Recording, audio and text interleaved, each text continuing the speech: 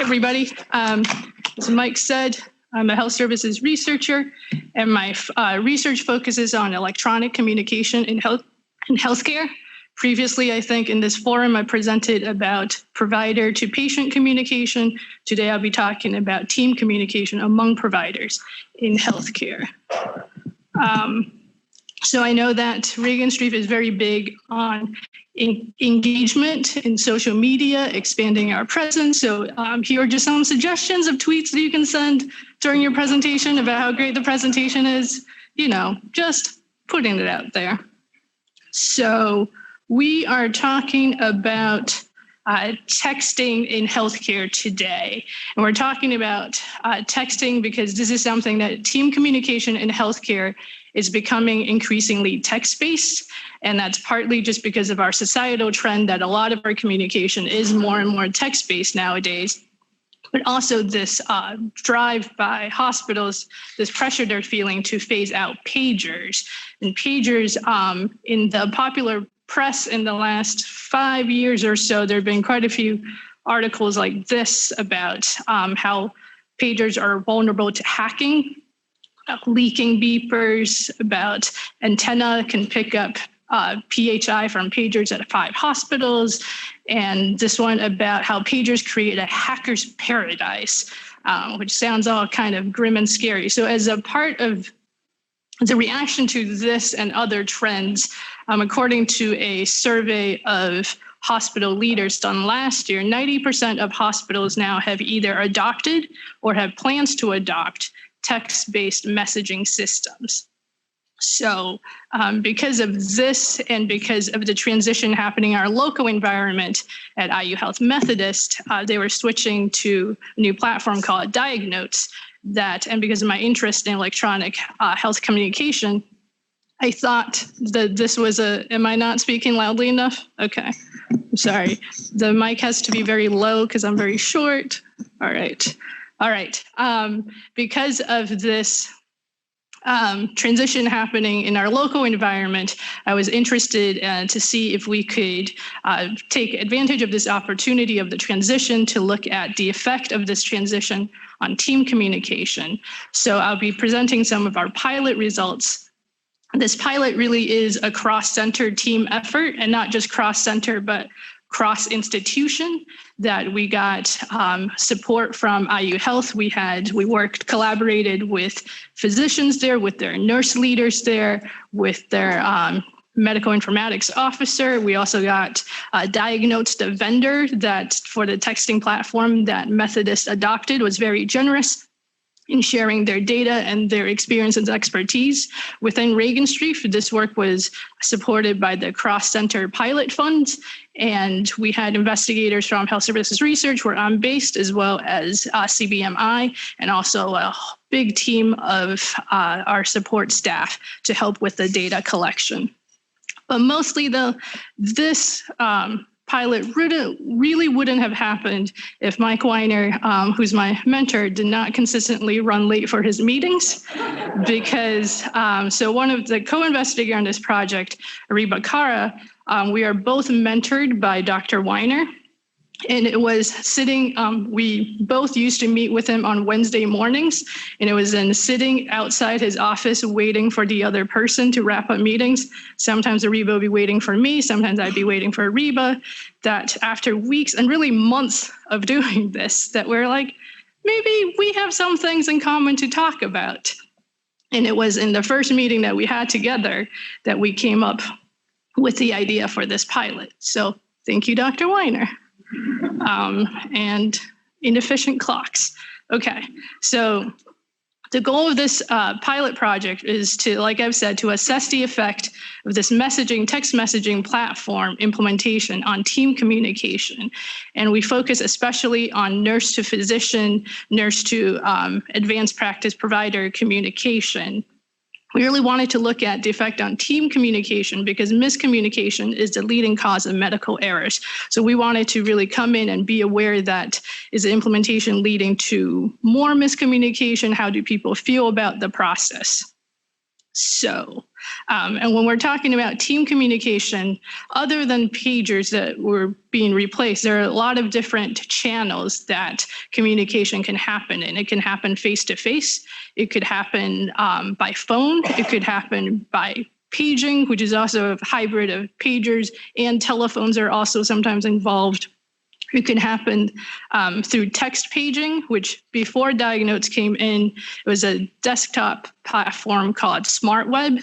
And after DiagNotes replaced that desktop, so you could send messages on a desktop as well as by mobile apps, which is what we're sort of roughly calling texting. So in terms of our pilot project, we really went in and sort of did a little bit of everything, that we were constrained in resources and time. So we wanted to do as much as we can in the short amount of time that we had available. So this, the bottom here, you see sort of a rough timeline of the implementation of texting platform at Methodist. It was rolled out to clinicians before it was rolled out to nurses. And so our study came in that in-between time when it wasn't yet introduced to nurses, which allowed us to do some observations of the nursing workflow as well as surveys. We surveyed both hospital medicine clinicians as well as nurses of one specific unit. And post-introduction to nurses, we also followed up with observations and surveys, as well as focus groups and interviews. And we also were able to look at the messages sent by these nurses and clinicians in this period leading up to. So we had about 9 months worth of messages that we could also look through. So in terms of the observation and message analysis, our goal there was really to understand the communication workflow and context of the nurses as they were communicating with each other and with clinicians, and to also understand the extent of texting use. That by reading the message logs, we would see when were people responding, what are people talking about, are people really using this? And we found was that clinicians receive more messages than they send. Clinicians tend to initiate messages to other clinicians, but they receive messages from other nurses. And some of the things that people text about are sort of what you would expect in-person conversations to be, but that it sort of covered a lot of clinical processes and included assigning patients. There was a lot of chatter about patient flow and about consultations for specific issues, planning for medications, adjusting medications, and also discharge planning. We also saw that the conversations hewed very professional, that they were usually about a certain patient, but that there were some personal touches and that came through, that you saw some people were using emojis, there were some mild venting that was also going on. So the issues were professional, but there were personal touches. And in terms of our observations, what we saw that this change, at least in these first few months that we were observing before and after, the communication for workflow for nurses did not change all that much, because texting and paging was only just one of several channels that had available. And the response time and their satisfaction with individual communications stayed relatively consistent. But in terms of the broader impacts on satisfaction, we have the survey. So we wanted to understand user satisfaction, their satisfaction and perceptions with specific parts of the communication process. And it was a relatively small survey, but we had a goodish response rate. If you blink, it's kind of good. So what we found was that, unsurprisingly, texting use increased over time, that it stayed steady for the clinicians, which makes sense because they've been using this for up to about a year at this point. But for the nurses, we saw that it increased before and it increased after introduction to them, which makes sense. But you note that not every nurse, that we only had about 75% of users had used it at some point in the last 2 weeks. So it's not complete adoption by the nurses. We also see that jobs, dissatisfaction with their jobs. The job satisfaction is pretty high and pretty consistent between the you see some differences in the graphs there, but they're not statistically significant, partly because we're a small sample size, mumble. That there weren't big differences as a result of this implementation in terms of satisfaction, that people are relatively happy with their jobs. However, when we look at the positive impact of texting on satisfaction, that it's a lot lower. So this is in response to the question, what impact has texting had on your job satisfaction? Is it negative impact, neutral, positive impact? We see that the majority of respondents said it did not have a positive impact, which means it's either neutral or negative impact. And we further drilled down into your satisfaction with different parts of the communication workflow. Just presenting one here was about satisfaction with the volume of messages. And you see that, again, because what I said about clinicians receive more messages than they send, they tend to receive from nurses, send to other clinicians. That the satisfaction with number of messages from other clinicians is about 50%, but is much lower when it comes to satisfaction with volume of messages from nurses, that only 25% people are happy, which means the majority were not happy about the volume of messages. And so to sort of dig down a little farther and understand the context and nuances, we turn to our qualitative results. And the purpose here was really to understand the experiences and rationales of the users, to hear from their own words what their experiences and frustrations are, barriers and facilitators for team communication. So here we did 2 focus groups with the clinicians, so we were able to cover both the day and evening shift. And then we conducted 7 individual interviews with the nurses that we had observed. We found was that just as the satisfaction was relatively high, that texting, most people understood what it was, the gist of what it's for and how it can be beneficial. One great example, they said it was great for consultations, especially reaching other specialties. The facilitators included being able to send pictures quite easily and securely, easily contact other specialties, and having that record of their conversation, which made documentation easier or to remember what was discussed. They liked all these things. However, people liked being able to consult other people. They did not like being consulted by other people. It's a double-edged sword when you become available. One of the quotes we have here from a clinician was, she gave the example of, it's like when I give out phone numbers. Once I give out that phone number, the number of calls I get double. So texting can be useful, but there are also aggravations that people have with it. People said things like, I hate thank yous, that there's just too much polite chatter going on. But again, it's still a double-edged sword that people don't like unnecessary thank yous, but they would like to be acknowledged somehow, that the system acknowledgement, that the receipts weren't enough, that sometimes they wanted assurances that a message was read.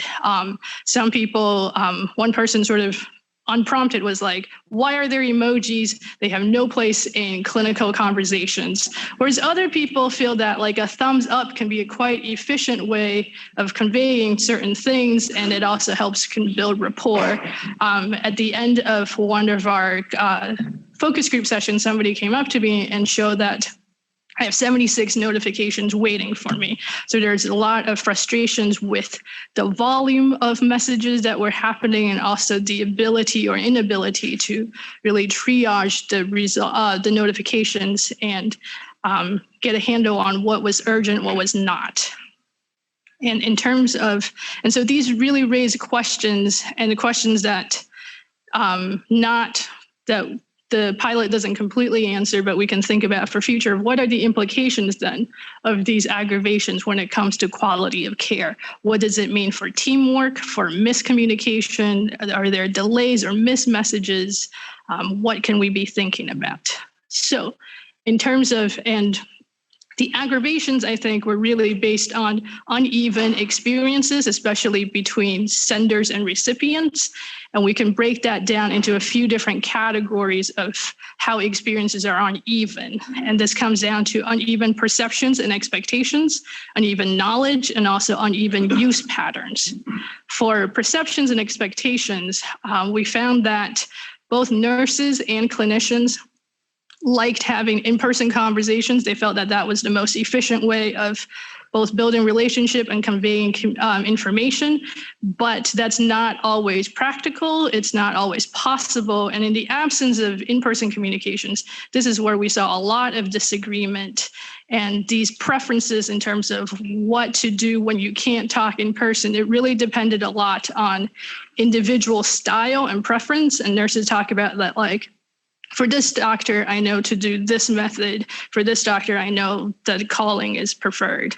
It depends on the role of the sender. Like, does the nurse and the doctor, do they know each other that they're communicating with? The relationship with the recipient, also the role of, is it a clinician, is it a nurse? Messages are received differently and sort of perceived differently from the two groups.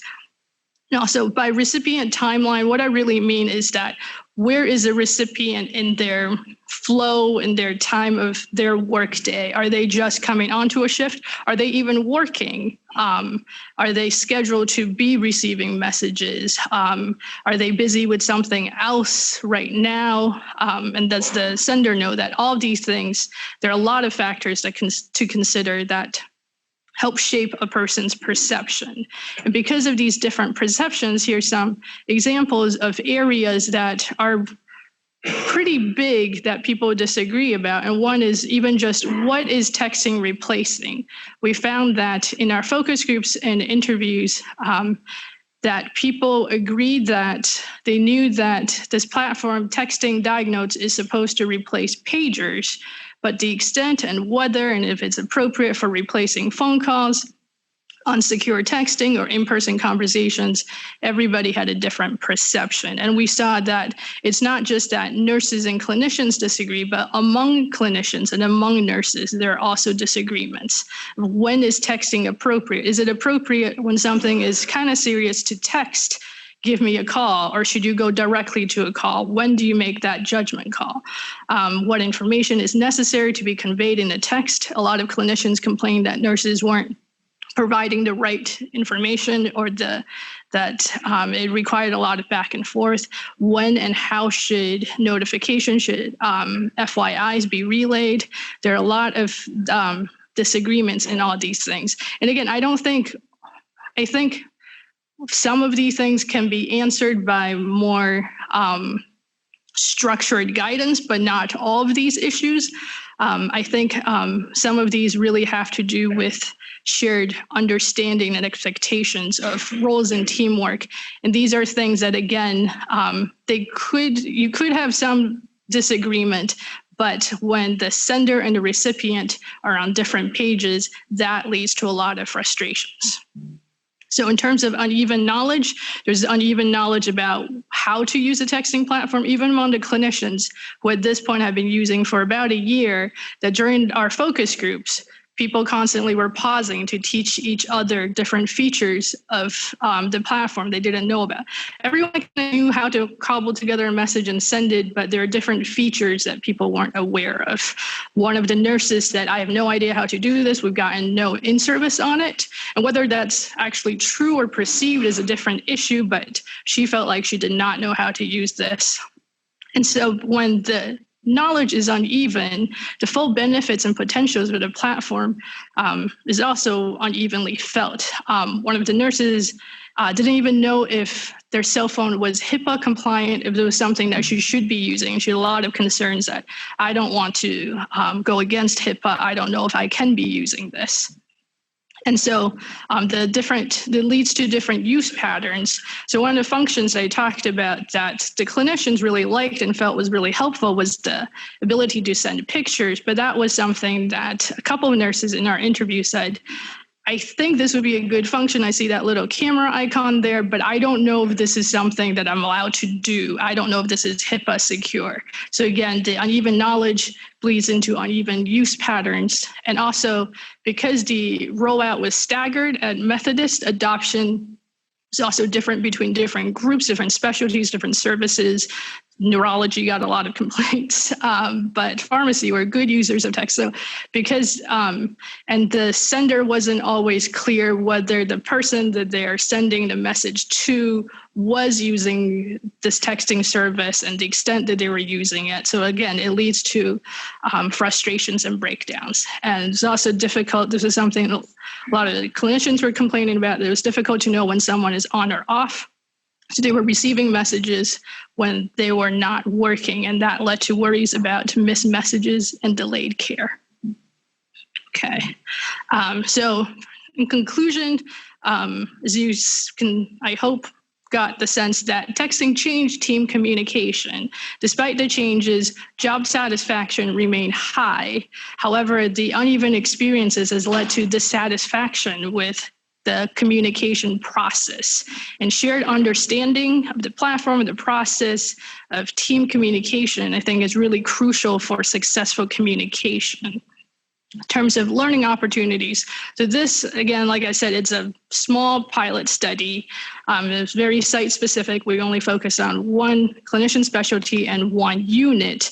But I think the experiences from anecdotal conversations I've had are really reflective of something that a lot of institutions across the country are undergoing. And so there are opportunities for lessons learned to be disseminated. And there are some easy wins that are available, including education, but also some of the things that didn't present that were sort of unexpected consequences people talked about was like battery power and being concerned that they didn't have chargers, their phones were going to die and they needed it for their work, or that patients would think that they were being rude when they were checking their phones because patients knew what pagers were but didn't know that mobile phones were being used for work. So education is needed early and often. We saw that, again, even the clinicians, they've been using this for about a year. They were still very receptive to more education. But it's also, we also saw that it's not the only answer, that there are fundamental shared understanding that needs to happen between clinicians and nurses, and also among clinicians and nurses, about communication preferences and styles and teamwork that I think also needs to be addressed. Terms of, and so as we conclude here, I have some questions for you. And so we focus for our pilot mostly on process measures. I think one question for if we were to scale this up or do a different study next is what important outcomes to measure in examining team communication performance. What are some strategies for improving teamwork and shared understanding? Other consequences of texting to use to consider that might be interesting to study. So with that, I'll leave it to you. Thank you. Questions? Oh, go ahead. Oh, right. Who's it gonna win? Is it Titus or Kurt? Titus. Did I beat Kurt? Yes. Okay. I used to be proud of the fact that nobody waited outside of my office for meetings with me. Now I'm learning that that's a bad thing. So thank you for teaching me that. Something that addresses you a little bit is the following. I would pose to you, can we add things into this message and communication stream that add value? And I have two specific suggestions. One is context. When I send a message, I would love the other person. The other person to see, like, what patient am I talking about? What are next things? And maybe some of this can be automatically included. And if I don't want it, I switch it off. And the second suggestion is, can we build intelligence into this message stream that adds value to the recipient or to the whole communication? So you had dermatology as one of your uses. What if we routed the dermatology pictures to Visual DX, had the system suggest data to be collected or a diagnosis, and then that package could be forwarded on to the recipient. Just 2 suggestions, but great work. Thank you. Yeah, these are great suggestions, and we should definitely talk because I have ideas too of the automation, right? And I think the context is definitely doable, and different systems add in different layers, and the capabilities can definitely be built too. We haven't, again, I think because the users, they're relatively new to it, that there weren't many generated by them themselves, but I think as research, we can definitely see value in adding things to make their decision and communication process easier. Thank you. Great.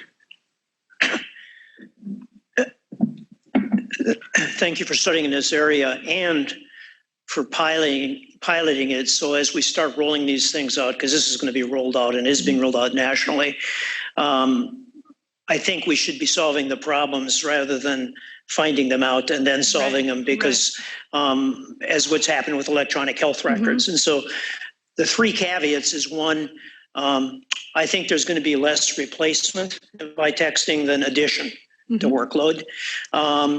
We already know the average clinician spends an extra hour a day documenting after work in primary care. With electronic record stuff, they may spend another hour answering the 74 unanswered texts. So we really, really have to pay attention to the addition and how that's managed and reimbursed. The second is, I think texting lowers the threshold for interruptions. In other words, interruptions, knocking on the door, making a phone call, it's a real burden on the person doing it. But there's a threshold of like, I really do need to touch. Right. There's such a low threshold for texting that I think there'll be a lot more texting. And there's also an expectation. People who text may not want an answer 6 hours later at the end of the day. Right. So I could see throughout a clinic visit, you're getting these texts from the nurse, and boy, I have to answer this while I'm with the patient. So I worry about that. Right. And the third thing I worry about is whether theoretically there's any medical legal consequences, because this is another type of documentation of healthcare that's different than conversation. Right. And could these things, and we tend to make them brief because you're texting. Right. So I worry about how this might be used in medically, legally, with a lot of texting going on. Right. Absolutely. We should also talk, right? Because I think clinicians have been taught that, at least at Methodist, that this is discoverable. So and that's, I think, why we saw such professional conversation, that there were personal touches, but related to the patient, because they knew that it's not tied to the medical record officially, but it is also discoverable, and so that they have to comport themselves professionally, right? In terms of managing, I think what you raise of being proactive about addressing these questions rather than waiting for them to start is definitely true. And I think that's where we see the interprofessional tensions, that these are things that happen before and after texting, that texting was just sort of a new platform for the aggravations to come up. But there were issues we should have been addressing beforehand to begin with. Oh, it's a question. Yeah. Okay. No, I'm not kicking you out. Yeah, you still got a couple minutes. Okay. Did you, maybe I missed this, but did you talk with them in the focus groups about whether they enjoyed this more than texting more than paging? And then are the types of things they're texting about kind of fundamentally sort of different than what they paged about before? That's a great question. So in terms of what did you use for texting, what did you use for paging, I think texting allows for a little bit more to be discussed, but the processes and the content isn't all that different. Everybody, I think they like texting more than not, but had a lot of frustrations with how it works. They understood, I think everyone knew that pagers had to be replaced whether they liked it or not, and understood that pagers, the official story, I think, was very effective, that everyone knew that pagers were unsecure, and because of that, they had to be replaced. That was something that everyone was roughly on board with. So I think because of that, there weren't complaints that they were using texting, but it was how the texting was affecting their days. Oh, well, now there's people popping up everywhere. So my name is Brian McConaughey, one of the clinical informatics fellows, also working in the pager space, pager replacement space, along with other.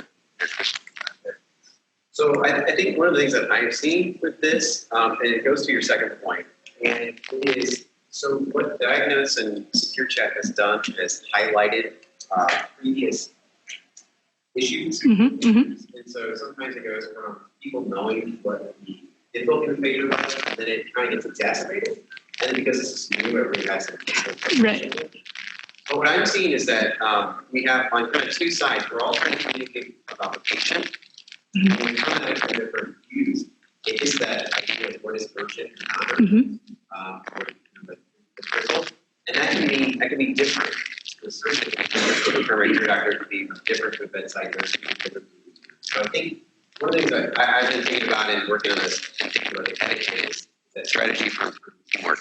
And part of it gets to is how we start to understand what is essential communication. Right. And I don't think, and it's something that you're getting in those focus groups.